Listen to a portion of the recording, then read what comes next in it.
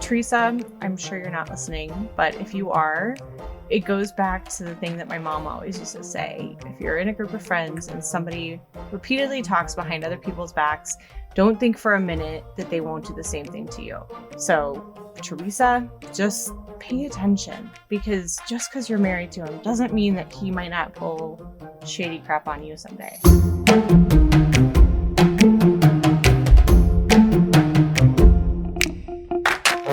Welcome to Cocktails and Gossip, the podcast where we drink cocktails, but you better believe we're going to spill the tea. We chat reality TV, celebrity blinds, and the hottest tea from BravoandCocktails.com.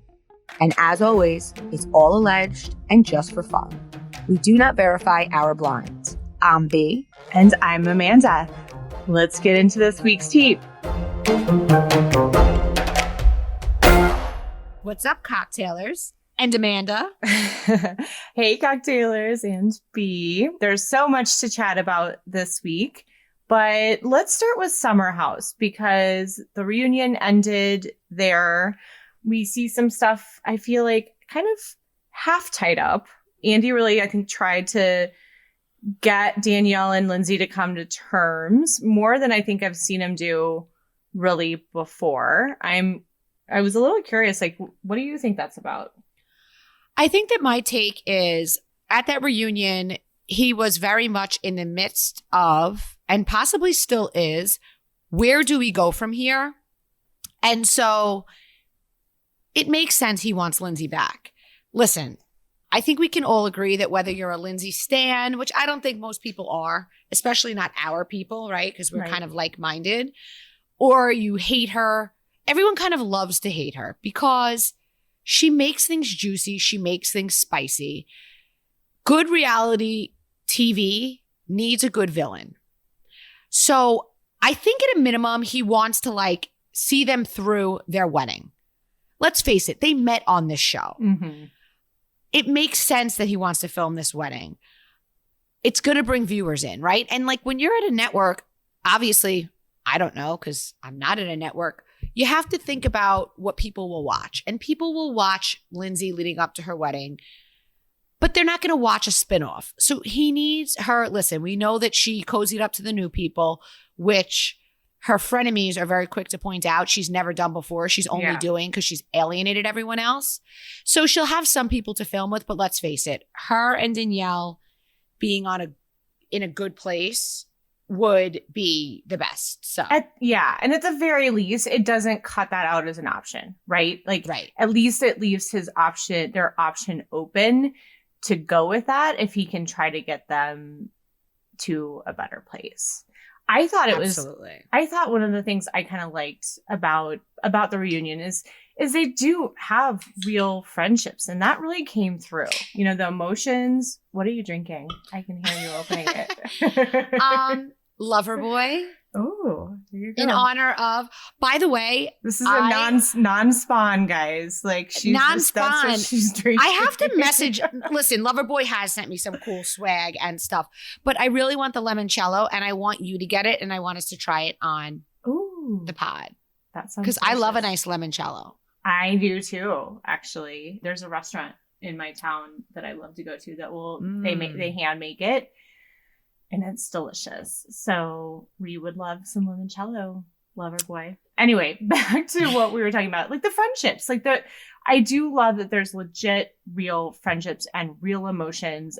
Seeing Carl talk so openly about the addiction and about, how now that he feels like a new person, but that sometimes people still have the old him in mind, and that can be hard for him not just to remember, but to kind of deal with because he is a new kind of different person. I thought there were some great feelings and emotions that came out. And I thought it was pretty incredible that even as they're all kind of pecking at each other and going back and forth, they all in that moment, right, for Carl, they were a united front, which is a really nice thing to see. And I think it's a good reminder to your point of having real friendships. Friendships are complicated, and friendships go through so many different seasons. And at the end of the day, and I think we're going to get to OC later and we're going to talk about this again, but when you're somebody's friend, it's it supersedes the really tough times, losing a loved one, battling addiction, a divorce. It supersedes any of like the mishigash, the nonsense, the temporary drama. And I think that that's why we come back and watch Summer House. I think that that's why that I know people are quick to be like, oh, Paige and Lindsay are phony to each other. I don't think it's that they're phony. I think that when they're in a house together, they each have qualities that the other person likes. They're not the best friends in the whole world. Right. But when they're in their vibe and they're all hanging out and they're at a party, they can sit there and kiki and laugh and joke. And it's very realistic because we all have that person. Not everybody is your bitch who eat crackers, right? So there are people that you have complicated. I remember my mom had a coworker and I had heard so many stories and, you know, her friends and whatever. But they had a level of respect, and there were times when they came together and they had good memories as well. And relationships are complicated. Not everybody is your ride or die. And I just think that as much as we complain about the complicated relationships, life isn't black and white. There's a lot of gray. Right. And authenticity doesn't mean always saying exactly what is on your mind at all points, right? And I don't know about you, but I feel like I have people in like my larger groups of friends that I am not as close to, or that might sometimes act in ways that I personally don't care for, but that like have a few margaritas and we're all dancing on the table having a good time. Right. Like, of course. Those both can be true. We talk about that a lot here, but or how many times have you gone out with a group of mom friends, right? Right. And you go out and before you're on your way there, you're in the Uber and you look at your bestie and you're like, ugh, I'm going to have to deal with, you know, Jen tonight. And then you get there and you and Jen are both in good moods and you click and you have a great time. And you do that knowing that the next time you see her at pickup or soccer practice, she's probably going to annoy you. But in that moment, like, you know what I'm saying? That's real life. It is. It is real life. And it doesn't mean you hate Jen. It means that Jen isn't the girl you call to get your nails done and have a cup of coffee. But in a group setting, Jen can be the girl that you dance on the bar with because you both had that extra shot and the rest of your friends aren't in the mood. Yeah, exactly. And I think that that's what Summer House gives us. Yes, there are teams. Yes, there are alliances, but there's also tons of crossover. And there's time where they relate to each other. There's times where two people will be in a relationship and they weren't friends before, but now they can relate because they're both kind of dealing with that in the house. And boom, there you go. It wouldn't be a fun show to watch if somebody is like constantly calling out the other person for being like, you know, you had too much to drink or you're being a bitch to Danielle or whatever. Like that just, it would not be very fun to watch. Like and that's why Bravo doesn't really allow the stars, the housewives, the Bravo Lebs to say, I refuse to film with her. Because when you put them all in a room, organic moments happen. And if you look back to like OG Housewives, if you look back to Roni, Atlanta, they never refused to film with each other. And that's where some of our best moments come from people who were at odds getting along or getting a common enemy, right? And then all of a sudden they're kikiing together. So, and that's why we always say, how is this going to work? And like, as I'm speaking as a viewer, throw those people in a house because guess what? By next summer, all the dynamics are different. Different people are coupled up. Different people are single. And yes, the alliances are underneath there, but things shake up. Look at Danielle and Lindsay. Right. Look at Danielle and Ciara being friends and actually hanging out off camera, just the two of them. Who would have thunk that? Right. And, you know, the other thing is too, is like Lindsay and Carl, they don't have to come every weekend, right? Maybe they come a few weekends and so we still get to follow them. I know, right? Because it was, I agree. And they even said like the one night that they weren't there, they had the most fun night when they were playing, what was it? Sex themed charades or whatever. Right. Which I was like, what? I want to play that. That looks fun. Wait, can we discuss this? And this is Bravo that pisses us off. They did it in the last Winter House trailer too, where they made it look like Amanda and Kyle had this huge blowout fight and then they showed us nothing. So it must have just been an edited disagreement. Yeah. There was a teaser in the preview of the reunion and it was Lindsay calling out Ciara about texting Corey to link up when him and Sam were like an item. Oh, yeah. But it wasn't aired. I mean, who knows? Maybe they didn't want to cause more drama or to have the viewers remember that going into the next summer, because I'm pretty sure it's going to be Corey and Sam. Right. And I'm betting Ciara will be there. So who knows? Maybe. Well, they did address it a little because they asked Corey, and Corey was like, listen, Ciara and I have always had a flirty vibe, but I wouldn't have ever thought that like it was like a legit she wants to hook up. And he said, he's like, she's a beautiful woman, but I met Sam and I was into her. So maybe they wrapped it up there, but right. I did think it was interesting that Lindsay called that out. And that's just so Lindsay, and that's what makes her good. Yeah. Because what a bitchy thing to do, but what great television. Yeah, and that's why we like watching her. Okay, so what about that email we got that made it sound like Brian Benny from Family Karma might be joining Summer House? I mean, it makes sense to me. He hangs out with them. He was on this upcoming season of Winter House. He was just in Manhattan. A bunch of people were there for the Vanderpump Rules. Seems like they got all of the non-housewives Bravo Labs together. You know, some Below Deck people, Summer House people, Brian Benny. And let's face it, Amanda, we've been talking about this how long? They need a guy. And he's cute. So cute. Yeah. So cute. I really hope he is. Listen, July 4th is, where are we at? We're a month out. A little less. Yeah. Yeah, a little less than a month out. So I do know with Summer House, I can tell you that I was told that they kind of put a whole bunch of people on wait and see because some of them end up just visiting, like we saw Andrea and Corey, although he ended up staying full time. And so there are a ton of people on wait and see. I think the main people know, but Brian Benny could be somebody they bring in to test out. And I think that he's smart. I think he likes this reality gig. I think he's likable. So Brian Benny, I think we had said Danielle, but what about Brian Benny and Gabby? Because I feel like Brian always had a thing for Monica, who's got that little stuck up way. So he clearly likes that vibe. Mm-hmm. I mean, interesting. I think he's got swag. So, you know, who knows? Who knows? I met him at BravoCon and I spoke to him for quite a while. And my sister-in-law, who she's a Bravo fan, but like she watches like a couple of Housewives. She had no idea who he was. And she was like so taken with him.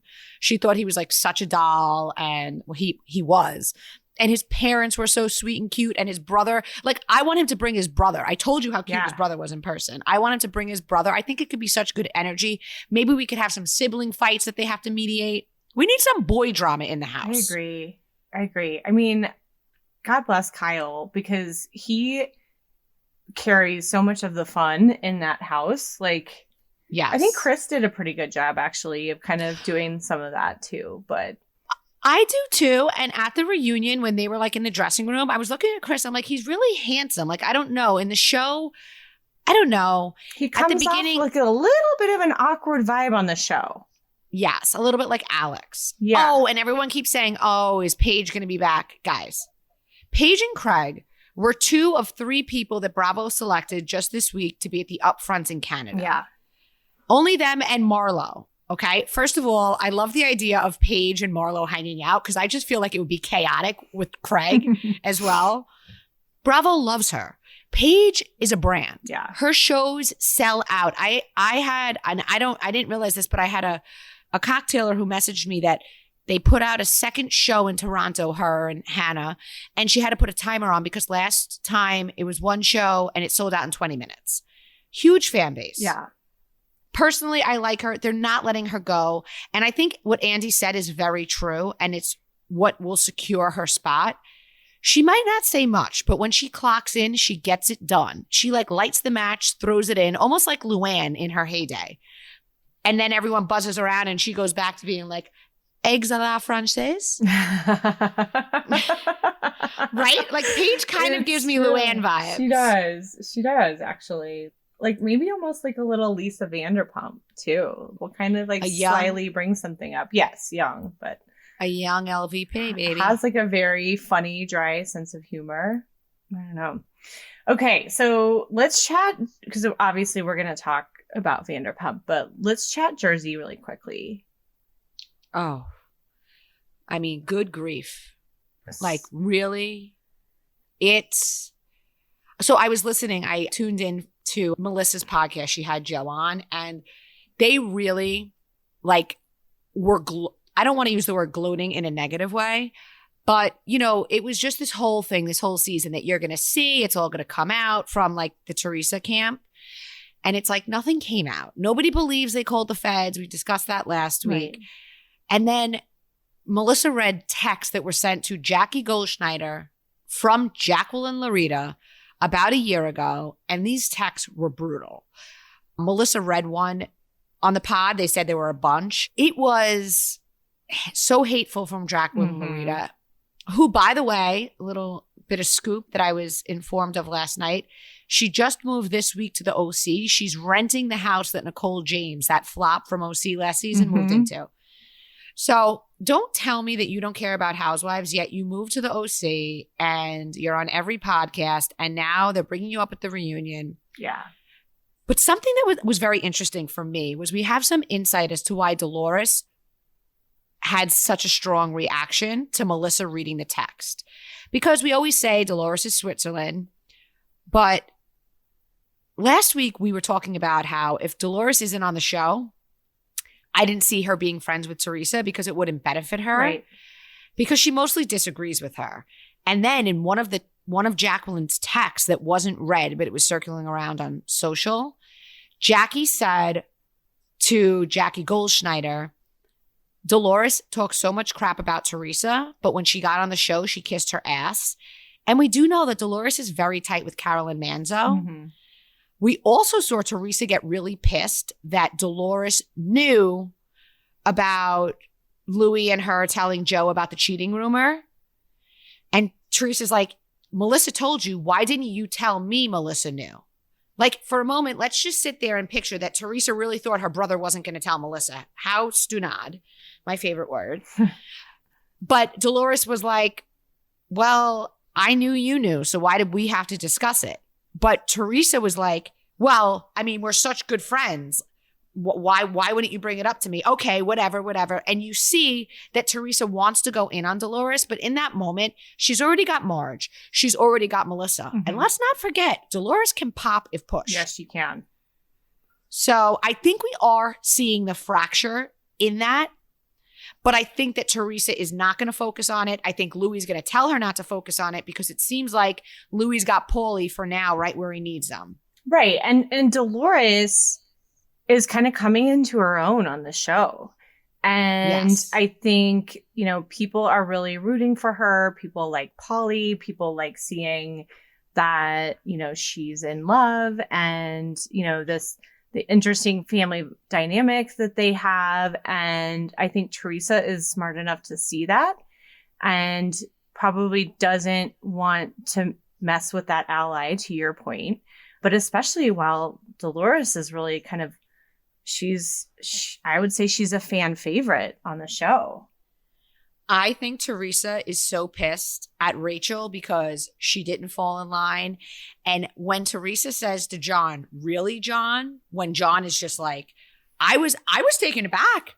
I mean, Rachel's tough and Rachel is composed. And when John called, because you see Frank, and we're going to see it in full next week, but we saw a bunch of clips of Frank calling out Louis and John being like, why did you contact my son's mother? Who do you think you are? Right. You think you know people? I know people in New Jersey. You better watch out.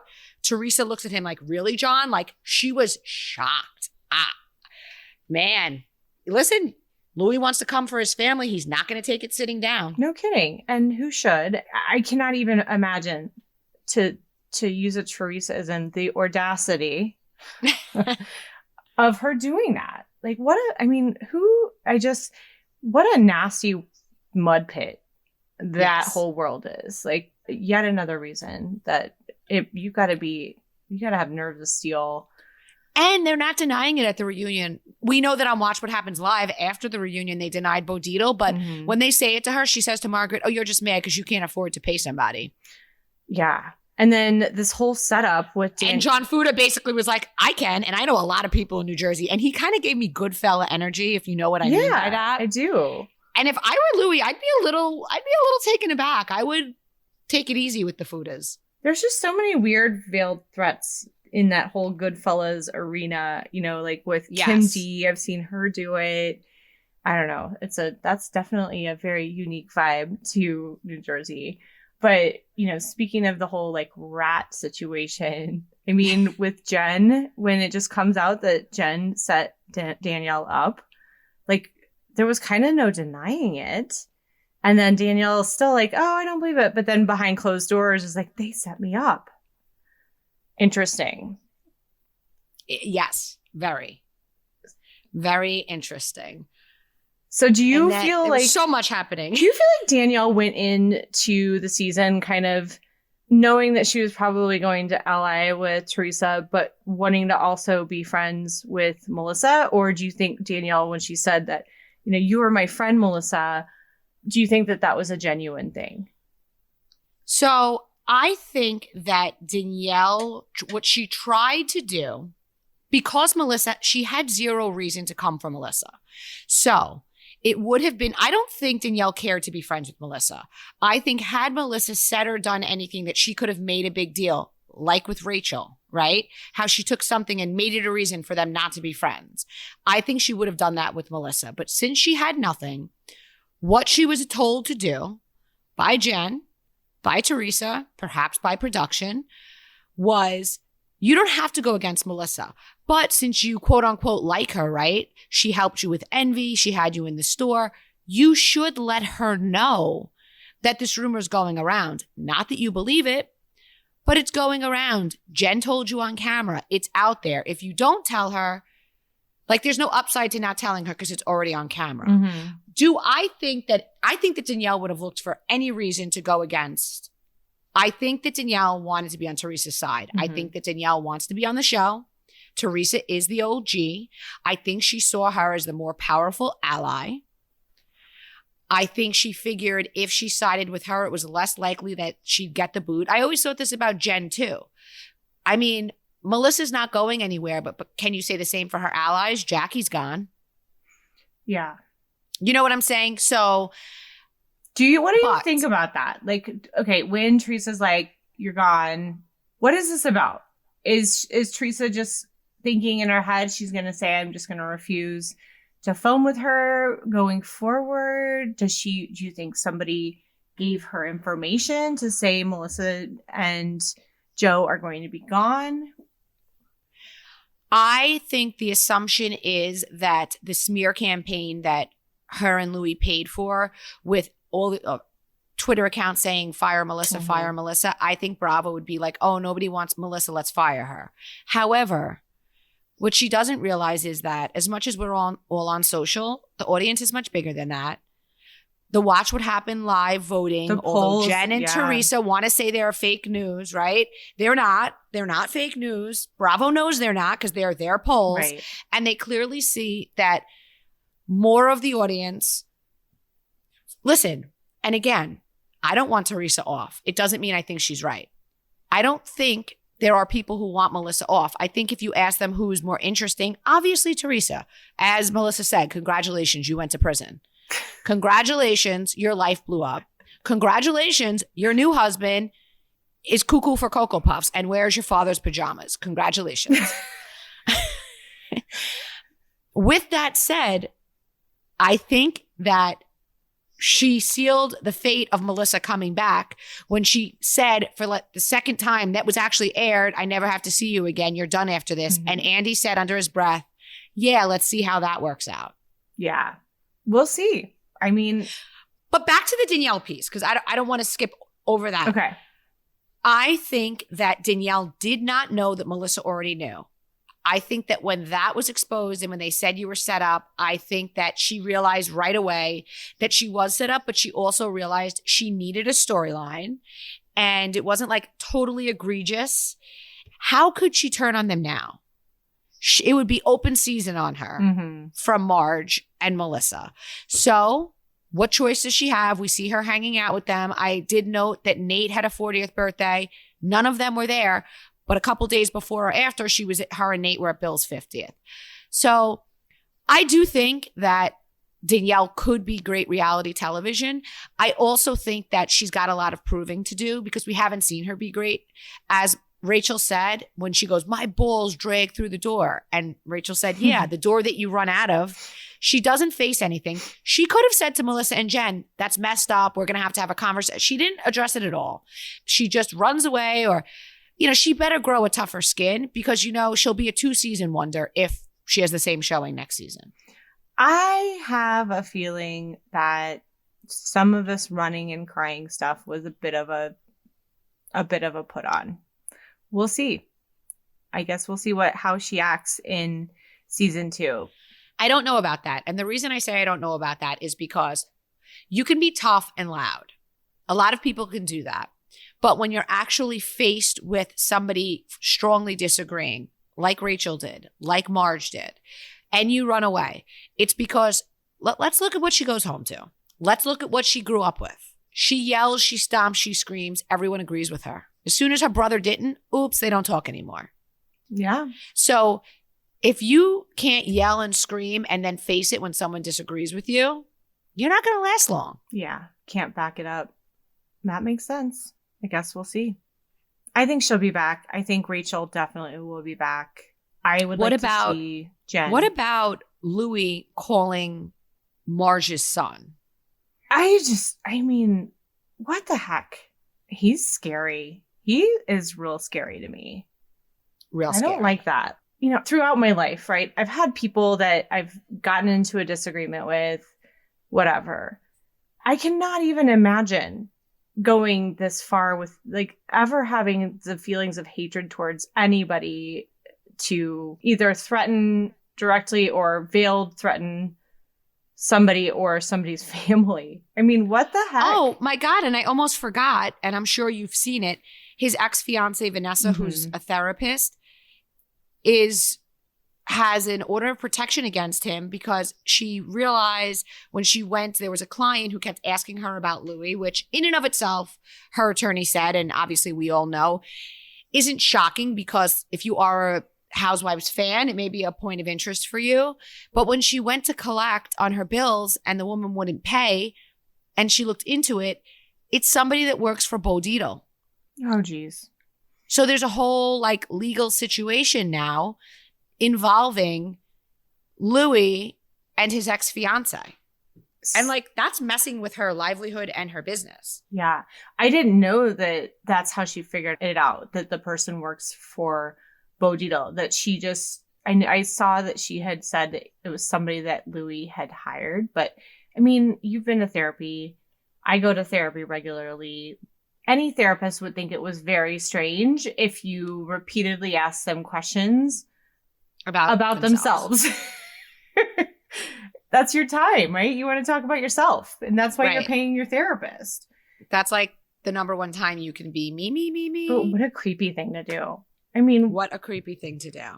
And Teresa, I'm sure you're not listening, but if you are, it goes back to the thing that my mom always used to say. If you're in a group of friends and somebody repeatedly talks behind other people's backs, don't think for a minute that they won't do the same thing to you. So, Teresa, just pay attention, because just because you're married to him doesn't mean that he might not pull shady crap on you someday.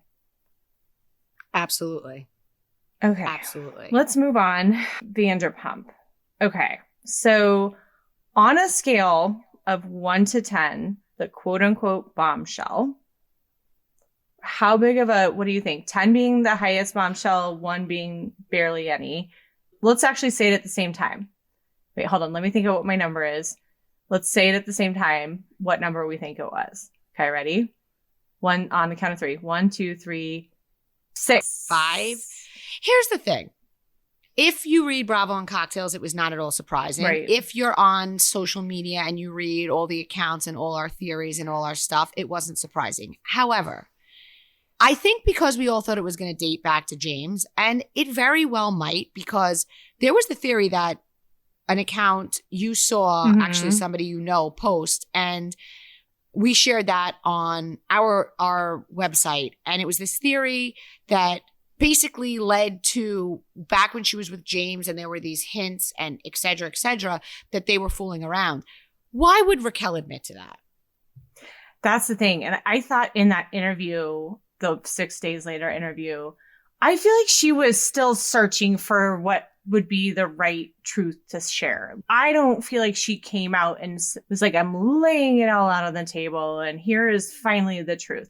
It felt like she was still, you could see her like look off to the side and kind of think and hesitate and then change her answer. I just don't believe that Mexico was only the second time. I think this goes way back, way further. Well, Mexico was before her grandmother died, right? Yes, but I mean, the girls' night was apparently the first time, right? And that was after Vegas. I don't know. I think that this has been going on way longer. I do. I thought that theory that we shared was the best theory that I had seen as far as how far back it went. Or at least maybe that's when the emotional affair started. It almost doesn't matter when it started at this point because... Yeah, it doesn't. You're right. What Ariana said, like she was like, well, I never confided in Ariana like that. I confided in Tom like that. And Ariana goes, inappropriate. Like, why are you choosing to not confide? Like, I have given you no reason not to confide in me. So why did you choose to go to my boyfriend of 9 years? Why? Why did you choose to have made up chemistry with Schwartz instead of be kind to Katie and be a part of her crew? Right. And if the answer is that she prefers male attention to female friendships, then that's the answer. But unfortunately, you can't have both. You can't be in a group of friends and also fuck their boyfriends and husbands. It doesn't work that way. And a follower said that it was really interesting when her and Sandoval got off the stage, when she went into the room and she was like, I don't want to be this way. I don't want to do this to people. It's almost like she thinks she can cherry pick her personality, which I know a follower sent us something. Yes, I want to read that in 1 second. Yeah, but because I found that super interesting. Let me bring up the other part of the bombshell that was probably the most interesting to me, which was the comment about wishing that they could be asking Tom if they could be in a throuple. Honestly, I kind of felt for Rochelle when she said that, and not for the reason you would think, but more like they're like, sweet baby Jesus, there is no bottom to the depth of her dumbass. Right. It's right. just like, well, I'm going to tell you my thought on that after we get through this. On the throuple thing? Yes. Well, no, like what's your thought? So my thought on it is that her whole after interview when she was crying and when she said about the throuple, I think that was all a PR team telling her to say that. I think that at that point they were like, okay, this girl really doesn't know how to help herself. She's further burying herself, because I'm sure her PR person was on set watching her do it. They're like, you have to show emotion and you have to show some way that you love Ariana. So by her saying, and I said to Tom, why don't I just join your couple? It made her look like just somebody who needed love and who needed acceptance. And she loved Ariana too. And she just wanted to be a part of something. I don't ever believe that she actually felt that way, because we saw in the trailer how upset she got when she learned that they still were having a sexual relationship. Yeah. Which brings us to the t-shirt comment, which was him trying to like let Raquel know that, yeah, he was banging his girlfriend, but he didn't enjoy it.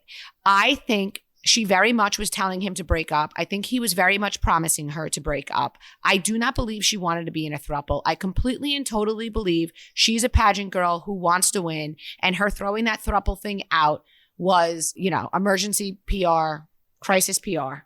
Yeah, I think that actually made sense, because she was so emotionless. Even when the other people were yelling that she's a cunt and, sorry, bad language, I hate that word, all of these awful things at her, and she was very emotionless. But I want to talk about that t-shirt comment. I thought it was actually perfect for us to get firsthand a reminder of what a selfish, self-important D-bag he is. But I also have to say, I've been there too, Ariana. Sometimes the room is cold. Sometimes you had too much to eat at dinner. And when you're in a long relationship, it's just not going to be passionate, crazy sex every time. Tom is delusional. He's delusional. I mean, but we promised we were going to read. Okay, yes, I want to read that email. Okay, we're skipping all over. This is a tangent sidetrack day because it's just too much happening. I know. we got this great email from one of our cocktailers. She's a cocktail partier as well. And this is what it said. She said, I just listened to the new mini podcast, which was one of our bonus ones, where we were talking a little bit about Rochelle. She said, I want to share my thoughts about Rochelle when you were discussing a possible diagnosis. I'm a therapist and can diagnose people. So if I were to diagnose her, my belief, based on what we see, is that she has borderline personality disorder. It would explain why. Even though she hates Lala, she has tried to emulate her and copy her looks. Someone who is borderline has no sense of identity and self.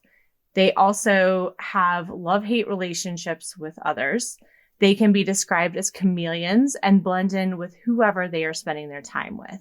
They can also struggle with having empathy for others and only see their point of view, their own point of view, explaining why she seems so detached.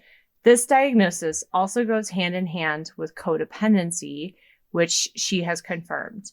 This is just a general explanation of why I believe this, but I wanted to share this because I don't think she's on the autism spectrum, and I think she's using that to elicit sympathy. She's very calculating, so she's misleading people on purpose, in my opinion.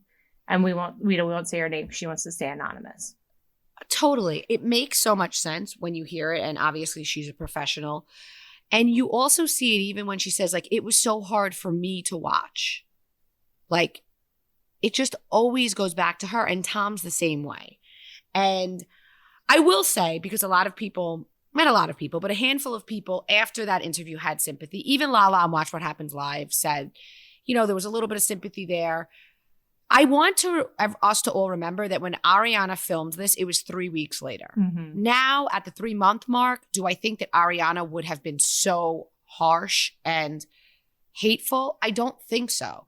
3 weeks out is 3 weeks out. Her world was completely upended. She did not know that this was going on. And there were so many layers of the betrayal, like him dressing up as Ariana. Not him dressing up as Ariana. Tom dressing up Raquel. as Raquel. And then Raquel buying the lightning bolt on television. Like, I don't think Tom told Raquel to do that. And she wanted this out there. She wanted to be a star. I can tell you that everybody has been offered a contract. I can tell you that they will be filming at the end of June.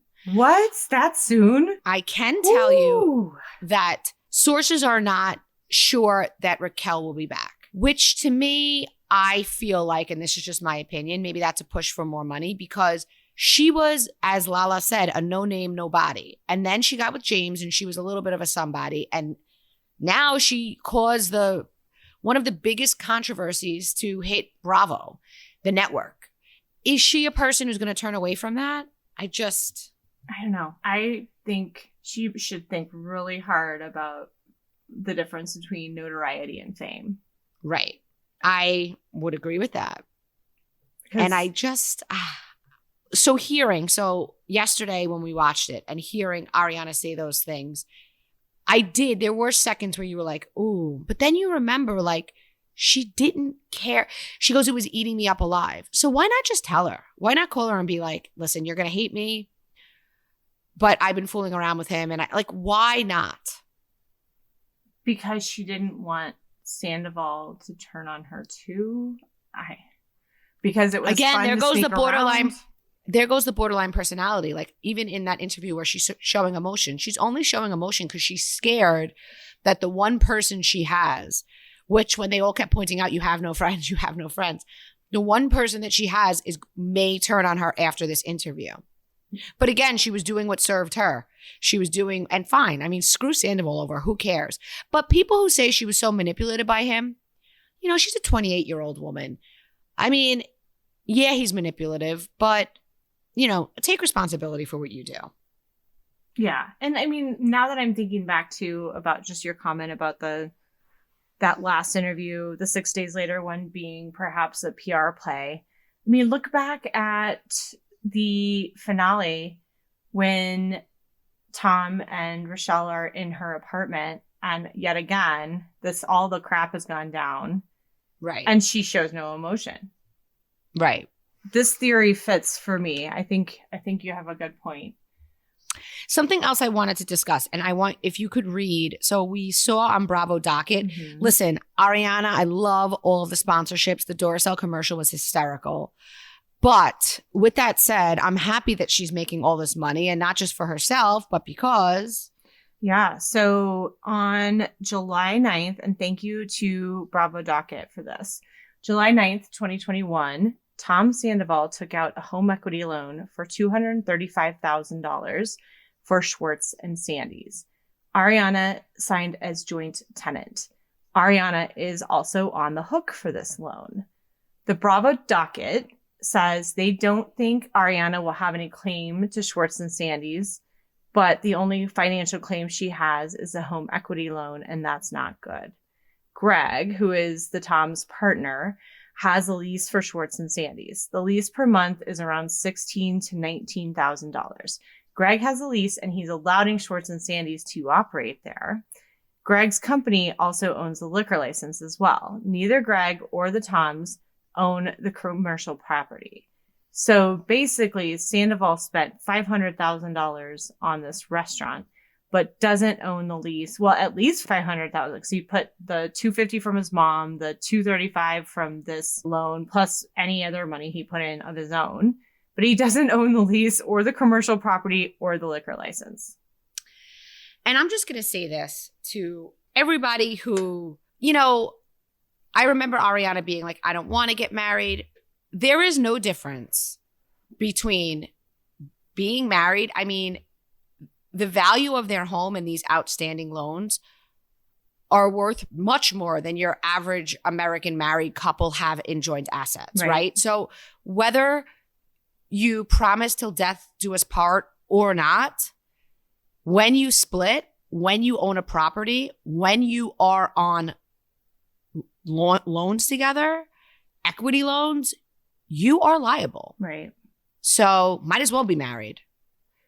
Well, at least the good thing is they don't have to go through a divorce, right? So if they were married and they were not, didn't have like a final divorce yet, if, say this all happened, beginning of March, they were married, they're trying to actively get divorced. Any money that she made post Scandoval would definitely be a marital asset. So thank God they're not married, because at least now it's all the money she's making for Duracell and all of the other stuff that's going to be fully in her name. But I will say this. Yes, that's very true. So this situation actually worked out very well for her, considering she made this bad decision to sign, because what we just read says she is responsible for what she owes, what is owed, but not for what he gets. So what I mean by that is, had they just broken up and this wasn't a big thing, and it didn't, like she said last night, I'm glad this was a big thing. That was great for her. And you know why? Because if he would have just said, I'm done with you, and been with Raquel and nobody really knew, and it wasn't this whole blown up thing, and Schwartz and Sandy's made $5 million this year, she would be entitled to not a red cent. Yeah. Where if she was married and those things were in her name, she would be entitled. So yes, in this case, it definitely worked out for her. However, for your average person, it is never a good idea to be on the hook for the loan, but not entitled to the revenue. When it's all downside and no upside for you. Right. Not, 100% agree. So let's all learn from this. Yes. Something else that set me off, I know we keep going, but when Schwartz said to her in this odd passive-aggressive way, Ariana, I have to ask you, how did it feel on the one hand to be publicly humiliated? Side note, I loved that she kept pointing out, I was not humiliated. They were. But okay, so, all right. So Schwartz says, how did it feel to have this awful thing happen to you? But on the other hand, the entire country and world has rallied behind you and everybody is on your side. Not just all of our friends, but it was like such a passive aggressive, disgusting way of him showing how pissed he was that she didn't just get shit on and walk away with nothing. And he who aided and abetted this is paying for being a shit person. Yeah, he didn't do anything illegal. Yeah, he didn't kill anybody's kitten. But you know what he did do? He betrayed his friend of a decade as well. Yeah. I mean, I saw that and I was like, I just feel like Schwartz sat down and took some time before the reunion and be like, I'm going to think of a question to ask Ariana that's going to show the world that I have interest in her feelings. I think it completely backfired on him. I think not just because he looked like a douche, but because she cried answering the question, like, which just, you know, she didn't really cry much. And that was like, I think, like one of the main times I can remember her crying during any of the reunion. I don't know. It was... And then he went on Jackson Brittany's podcast too, because now he's saying he hasn't spoke to Sandoval. He's finally separating himself. And he's like, you know, I'm sorry for my role in it, but people keep saying I'm just as guilty. And I'm not the one who had an affair. It wasn't me. You know, I was going through an intense year. I'm not trying to get sympathy here, but I was just in flight or fight mold. And Tom sold me a bill of goods. I mean, you know, no one is sympathizing with you. You're never going to get that reputation that you never should have had back because not all of us bought into it. I always thought he was nasty to Katie. I always saw who he was. Mm-hmm. I do think, though, that both Ariana and Katie have to take responsibility for, you know, riding for shit men because that's what they did. I mean, Ariana knew she was cheated on, at least with Miami Girl. Ariana watched Sandoval be disrespectful to women. Ariana knew that he didn't leave that party when the grandmother died. No, she didn't know that he was fucking Raquel, but he knew that she was treating her like shit. Yeah. He knew he was a narcissist, an egomaniac at the minimum, a narcissist at the worst. Katie knew, and you know what? Katie did pull the plug, and it didn't take a huge cheating scandal. I say all that to say, if we're going to talk accountability, you know. I don't know. Know your worth. Yes, I agree. Always know your worth. But I am going to disagree with you to a certain extent because I think when you go all in on a relationship, you go all in, right? And your partner is not always going to do things the way you would do them. They're sometimes going to approach things that in a way that you don't like. They might get into conflicts that you don't agree with. And I think the question becomes, how far does that go until you're like, I've had enough. I am the company I keep, which, you know, I would say the same thing to Schwartz, you know. I don't know. I think there's a higher tolerance when it's somebody that you're a partner in life with for bullshit because, right. You know, they're your husband, they're your common law husband, whatever you want to call it. So For now, Scandival has ended. Wait. I want to talk really quick about Schwartz though, because did you clock all the weird faces he was making throughout the reunion? So like, if you think of like, you know, like Blue Steel or what's that movie with Ben Stiller in it where they're all the models and they name the looks. Zoolander, right? So I was watching it and I was cracking up because I'm like, okay, he's doing duck lips right now. Like he did a lot of duck lips. He did like the pensive guy where he had his hand on his forehead and was looking down. He had the questioning look on his face, a look of wonder. It's like, somebody needs to go in. Somebody who is a much more talented meme maker than I am needs to go in and just capture these weird faces. It was so, and I was like, maybe is it the Xanax that it made him act so weird? Because it was so odd. So odd. So odd. Okay. So for now, Scandival's over, Amanda. They pick back up in June. I mean, it's not over. Stuff's still going to drip out. But we are hearing that we may be hearing about a Valley Village spinoff. I don't know details. I do believe it. I don't see why Bravo wouldn't capitalize on this, make more money. Everybody likes money. Just announced a few minutes before we started recording is Vanderpump is getting a French Chateau spinoff. It's not in France. It will be at Villa Rosa. It will be a staff, and they're going to have guests and something like that. Kind of like sounds like a bed and breakfast. Like a landlocked below deck. Landlocked below deck. Something like that. We have to, again, get more details on that. Listen, the gravy train is alive and well. Here's my question for you. Do you think it is irresponsible, cruel, if Bravo has extended contracts to everybody and asks Ariana to film with Sandoval or Raquel? Do I think it's wrong of Ariana? No, do you think it's wrong of Bravo? Irresponsible, cruel. Do I think it's irresponsible, cruel if they allow Raquel to film with everybody else? If they make Ariana film with Tom and or Raquel. I don't think that she will film with Tom and Raquel, but I think that we already saw last night on Watch What Happens Live, Lala backtrack a little bit. We know she hates Raquel just from her own natural place, but they're all going to film with her because guess what? Everybody on that cast is out for themselves. Yes, they rallied around Ariana, but they're not going to allow this to affect their money. And if they're told to film with them, they will. They may not be nice to them, but they will. And that's just what it is. I don't think they'll make Ariana film. I think it may come to a point where Ariana may want to have her say in Pop Up if all her friends and everybody else is. Mm-hmm. I think it'll come down to like, you're not allowed to actually be friends with them or actually hang out with them off camera. Yeah. Yeah. That's my thought. Let's see, because if Raquel doesn't come back, it really kind of fucks production. I don't know. I mean, we only need her for that short bit, and then she can go.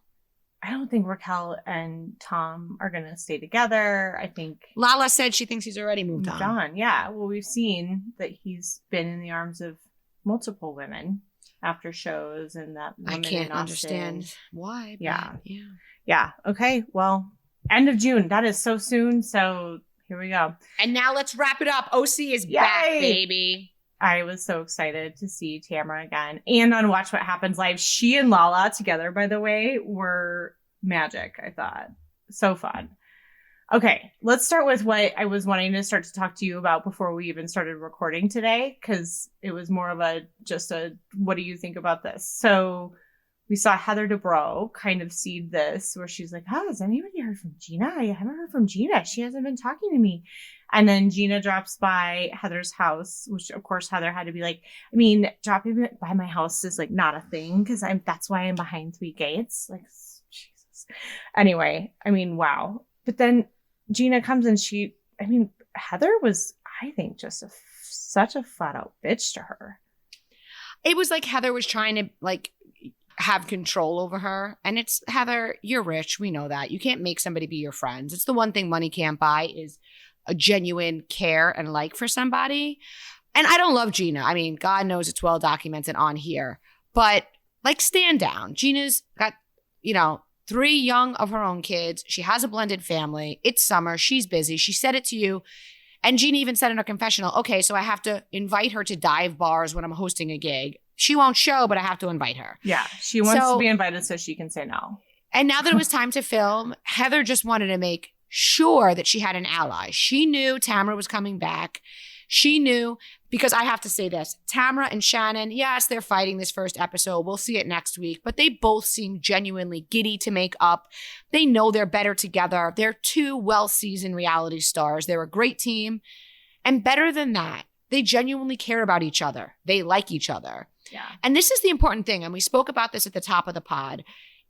In all friendships and faux ships, if you really like the person, it changes everything. Yeah. If I don't really like you, if I'm just pretending, and if you and I don't genuinely click, then nothing can make that be. And on the same token, if I just like you, and even though we fight, and even though you've done things to me, I just like you. You're just fun. We have a good time.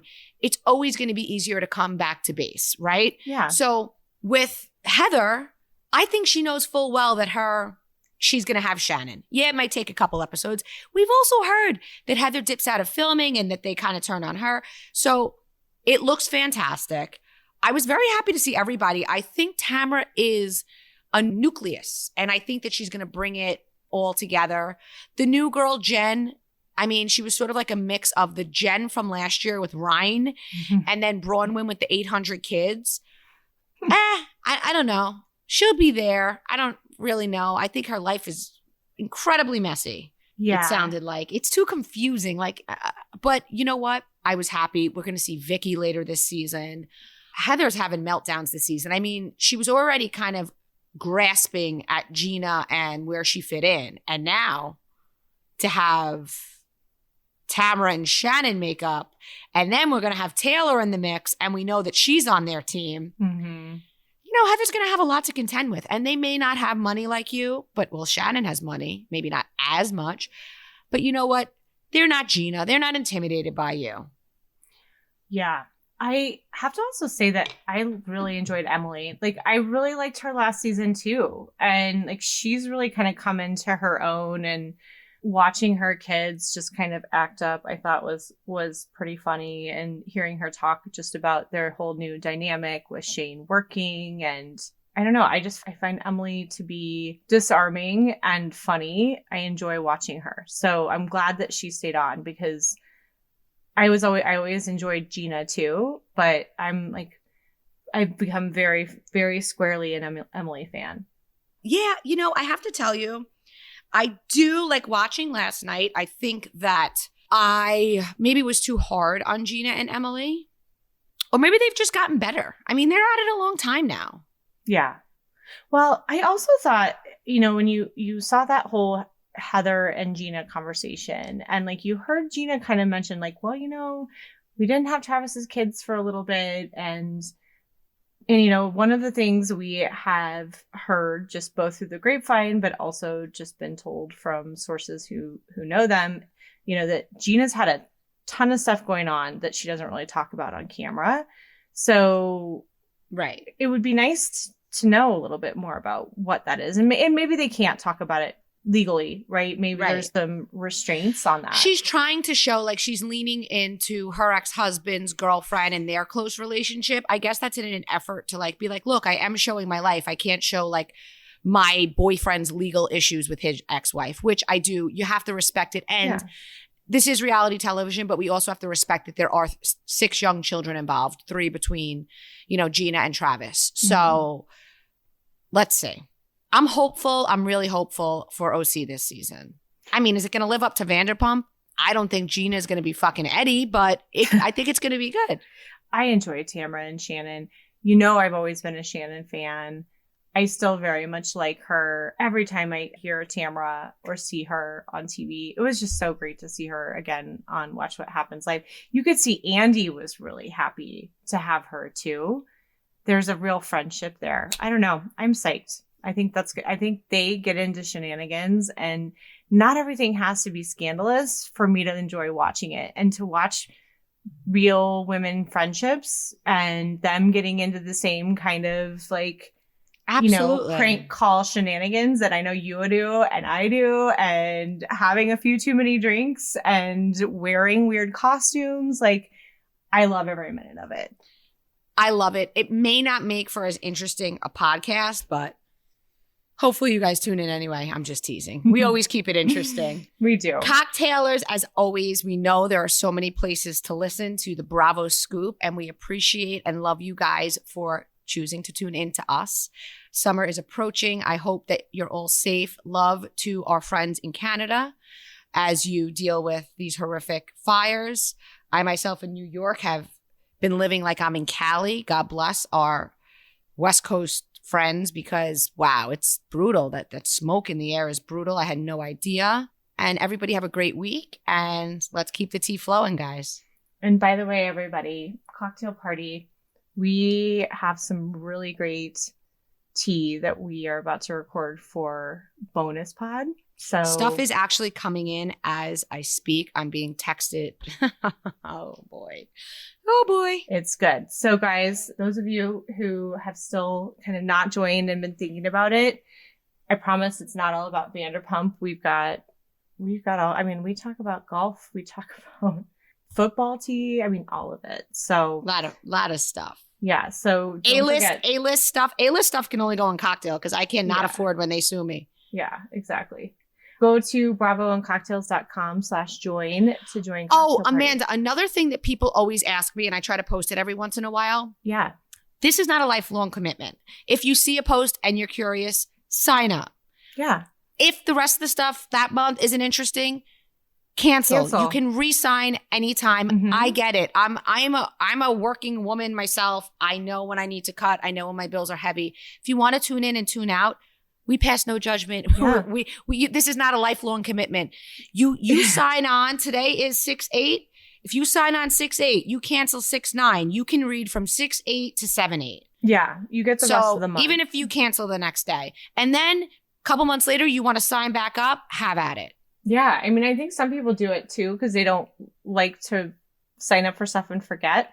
So they'll just sign up and then immediately cancel and get the whole month. And that's great. And we always say, like, the door is always open. Like, we hold no grudges. We're always happy to have our cocktailers with us. So absolutely. All right, guys, till next week. Thanks, guys.